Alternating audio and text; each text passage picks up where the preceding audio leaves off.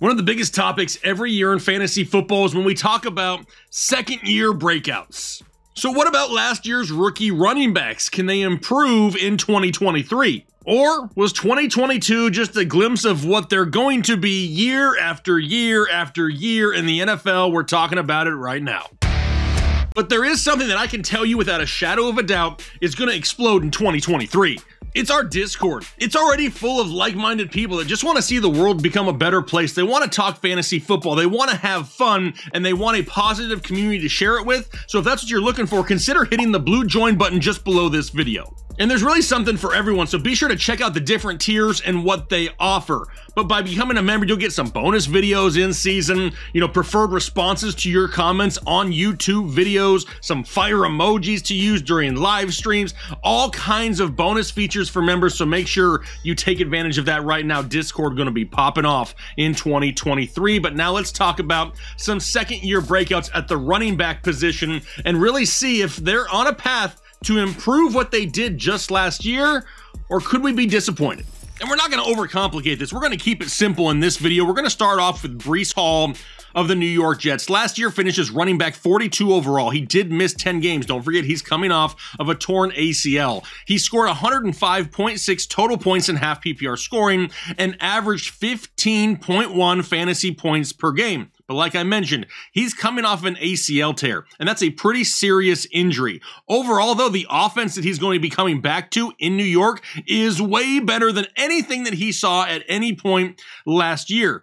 But Aaron Rodgers is there to throw the ball. I'm not putting it past the Jets either to bring in another veteran running back to really help them bridge the gap if BREECE Hall is not 100% healthy. Don't forget Dalvin Cook, Leonard Fournette, Zeke Elliott, they're all still out there. But by looking at it, we can obviously see that more than likely BREECE Hall is going to score more total points here this year if he can stay healthy. The problem is, I don't know if he's going to be able to maintain 15.1 fantasy points per game if he were to play all 17 games. That would be 7th highest among all running backs in the NFL.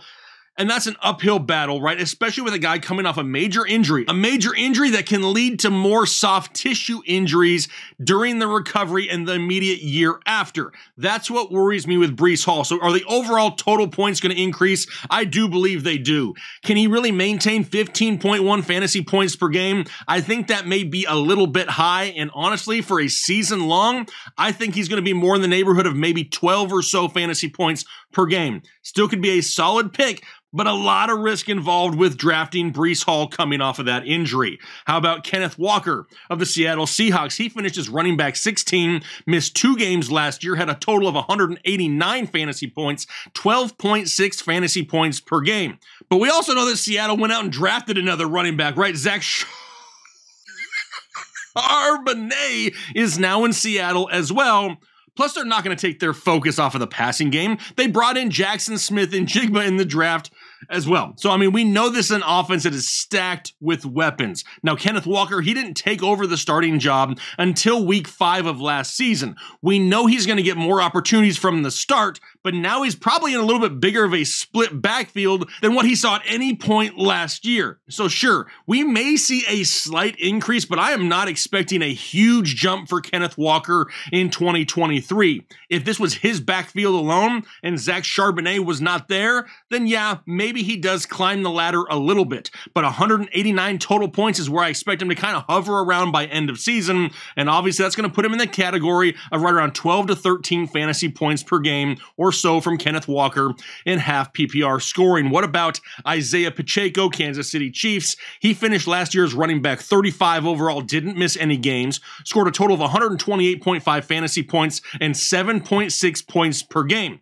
But we haven't really heard much about him because he's recovering from some off-season surgeries right now, and we know how people forget about players when they're not at the immediate forefront of media attention. So don't forget about Isaiah Pacheco. Sure, CEH is still there, but he's basically an afterthought in Kansas City. They did not pick up his 5th-year option. McKinnon is there and back as well, but he's more of an established role guy in a pass-catching format. There's no more Eric Bieniemy calling plays, no more offensive coordinator there, Eric Bieniemy in Kansas City. They've lost Juju Smith-Schuster. They lost Mecole Hardman. But this is still a Patrick Mahomes-led offense, and we know that Isaiah Pacheco is going to be the early down guy. for sure we could see a jump in his fantasy points per game.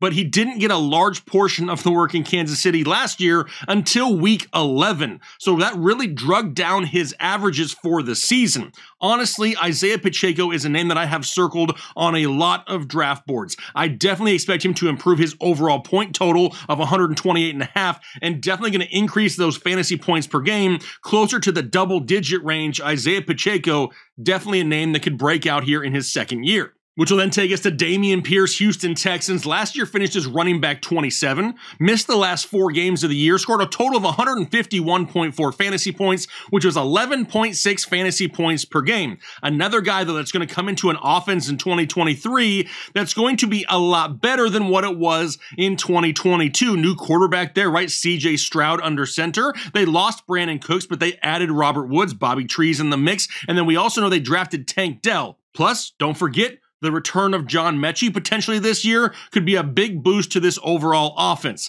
They did bring in Devin Singletary, though, which I honestly do not like for Dameon Pierce. Pierce still the #1 guy on the depth chart, though. That's not really up for debate. But don't forget either, we have a new coaching staff there with DeMeco Ryans, more of a defensive guy, right? Is he going to turn Houston into a defense run-first type team?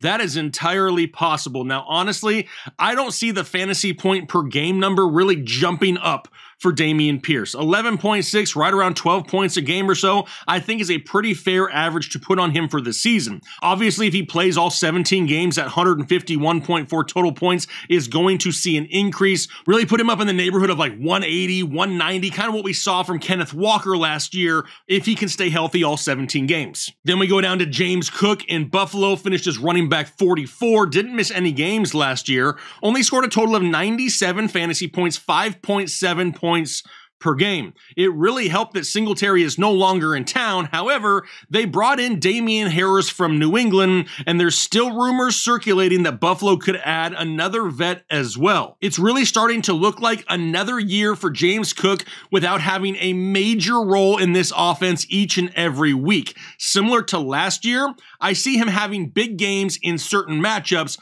but I don't see it happening consistently, especially if Damian Harris is going to be the guy that's going to soak up a lot of the touches inside the 5 and on the goal line, could lead to a lot more touchdowns going his way than the way of James Cook. Now, he may see a slight uptick in production overall, but not a big, huge breakout style jump that a lot of people were hoping for until he can get a bigger role in this offense each and every week. Which will then take us down to Rachaad White. He finished as running back 38 last year, didn't miss any games, 114.1 total points, averaging 6.7 fantasy points per game, but we really have to lower the expectations of Tampa Bay. This is like a vastly different team without Tom Brady under center. There's still a lot of pass-catching weapons here with Mike Evans and Chris Godwin and Russell Gage. The offensive line last year didn't play that well either. The quarterback play is going to lean on the shoulders of Baker Mayfield or Kyle Trask, and Tampa Bay is just another one of those teams where rumors are circulating that they could be in the market for a veteran running back as well. A lot less scoring in Tampa Bay maybe this year than we've seen in years past. I can see that slight uptick once again in overall scoring, but when it comes to fantasy points per game, I'm still putting him right below sub-double digits, right? Just under 10 fantasy points per game. He could eclipse that if you play in a full PPR league. I do expect some more checkdowns going his way. I just don't know if we see the scoring opportunities. He is a guy that should have a lead role if they do not add anyone else, and that would make him more of a value pick later on in drafts, but I just don't see a huge breakout for Rachaad White given the offense in Tampa Bay here this year. But what about Brian Robinson Jr. in Washington? He finished as running back 41, missed 5 games last year, 108.2 total points, averaged 9 fantasy points per game, but now he actually gets a normal offseason this year. He's not going to have to recover from being shot, and that is a plus. He really showed last year, though, that he was able to handle a big workload coming off that unconventional offseason, I guess we could call it. But we talked about Eric Bieniemy earlier no longer being in Kansas City. That's because he's now in Washington. Robinson as the offensive coordinator, and we know he likes to use multiple backs. We've seen it in years past with Isaiah Pacheco and McKinnon just last year. Also, a new quarterback under center, Sam Howell, is going to get an opportunity to control this franchise. He should be able to push the ball down the field more than what we saw from Carson Wentz early in 2022, giving the Commanders more scoring opportunities. And that's exactly what we need for Brian Robinson. I can see his overall season total increasing a little bit, but when it comes to fantasy points per game, Antonio Gibson is still going to be in the mix and really going to limit the upside of Brian Robinson each and every week. Hovering right around 9, 10, or 11 fantasy points per game is kind of what we can expect here going in to the 2023 season. And then lastly, I just wanted to throw this guy in because I don't think a lot of people know the name of Jerome Ford. He had no touches last year, so nowhere to go but up for Jerome Ford, which is great because now all of a sudden he's assuming the Kareem Hunt role in Cleveland because Kareem Hunt is no longer there and Nick Chubb can't touch the ball every single time. When Ford has been on the field, whether it's been in preseason or kickoffs, the kid looks pretty freaking good, and now he gets a chance to run behind one of the best offensive lines in football. He can catch passes out of the backfield, plus he's the immediate handcuff to Nick Chubb. It is not out of the question for Jerome Ford to be a 100-plus touch guy with a healthy Nick Chubb. If Nick Chubb were to go down for any reason, Jerome Ford has to be one of the highest end handcuffs, but he needs an injury to happen to get that volume, so we can't really label him as a breakout, but definitely a name that we need to pay attention to. So as you can tell, not a lot of running backs primed for a huge breakout. Some of them performed pretty well last year, and I don't know if we can really up the ante anymore for a lot of these guys. There's a lot of question marks surrounding them. Honestly, the guy on the list that I probably have pegged as the highest opportunity for that second-year breakout has to be Isaiah Pacheco. Some of these other guys may have somewhat peaked in the offense that they are currently in. Does that mean that they're not going to have big weeks? Absolutely not. Some of these guys are going to have huge weeks. Dameon Pierce is probably going to have a couple huge weeks, but he's probably also going to have some stinkers as well, and that's something that goes for fantasy football players each and every year. None of these guys are going to get you 20 points every single week. We kind of raise our expectations so high that even when they score those 11, 12 points, we're disappointed. Don't be disappointed in those 12-point games. Remember, it could always be like 3 or 4 points and absolutely tank your week. But when it comes to second-year running backs, which of the guys that we talked about here today gives you the most excitement for 2023? Who do you think breaks out and greatly improves on their numbers based on what they did last season? Would love to see those comments down below. So do me a favor, hit the like button, leave a comment. If you haven't subscribed already, be sure to do that as well, because I look forward to talking to you all year long and absolutely dominating some fantasy football in 2023. But hopefully you guys have a great rest of your day and do your part to make the world a better place.